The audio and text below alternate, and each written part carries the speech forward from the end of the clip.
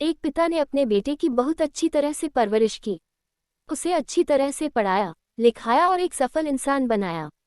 इसी के बल पर बेटा एक कंपनी में बड़ा अधिकारी बन गया। हजारों लोग उसके अधीन काम करने लगे। एक दिन पिता ने सोचा, क्यों न बेटे के ऑफिस में जाकर उससे मिला जाए। जब पिता उसके ऑफिस पहुंचे तो उन्होंने देखा कि बेटा एक शानदार ऑफिस में बैठा है और बहुत से लोग उसके अधीन काम कर रहे हैं। ये देखकर पिता को बहुत गर्व हुआ। पिता अपने बेटे के चेंबर में गए और पीछे जाकर उसके कंधे पर हाथ रखकर खड़े हो गए। इसके बाद पिता ने अपने बेटे से पूछा, इस दुनिया का सबसे शक्तिशाली इंसान कौन है? बेटे ने पिता को बड़े प्यार से हंसते हुए कहा, मेरे अलावा कौन हो सकता है पिताजी। पिता को इस जवाब की आशा नहीं थी। उसे विश्वास था कि उसका बेटा गर्व से कहेगा, पिताजी, इस दुनिया के सबसे शक्तिशाली इंसान आप हैं, जिन्होंने मुझे इतना योग्य बनाया।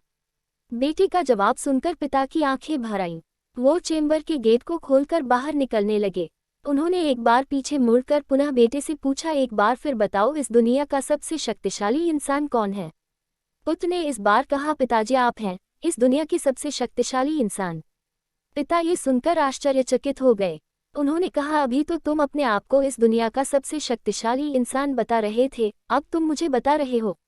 बेटे ने हंसते हुए उन्हें अपने सामने बिठाते हुए कहा, पिताजी, उस समय आपका हाथ मेरे कंधे पर था। जिस पुत्र के कंधे पर पिता का हाथ हो वो तो दुनिया का सबसे शक्तिशाली इंसान ही होगा ना।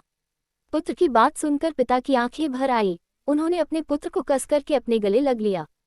सच है, जिसके कंधे पर या सिर पर पिता का हाथ होता है वो इस दुनिया का सबसे शक्तिशाली इंसान होता है। इस कहानी से हमें यही सीख मिलती है कि हर पिता चाहता है कि वो अपनी संतान को अच्छे से अच्छी शिक्षा प्रदान करे ताकि वो भविष्य में कुछ बन सके।